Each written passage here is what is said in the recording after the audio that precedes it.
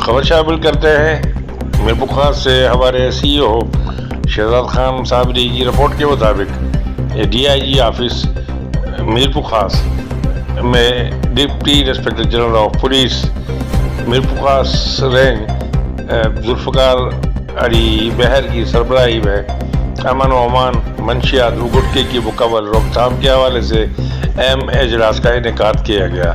اجلاس میں S S P ضلع میرپورخاص کیپٹن ریٹائرڈ اسد علی چودھری سمیت ضلع میرپورخاص کے تمام S D P Os S H Os نے شرکت کی۔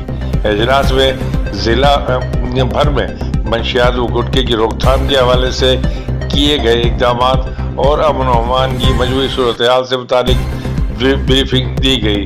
اس موقع پر D I G Mirpurkhas police range Zulfiqar Ali Mahar نے کی جانب سے گٹکے کی روک تھام کے حوالے سے کیے گئے کارروائیوں کو ناکافی قرار دیا۔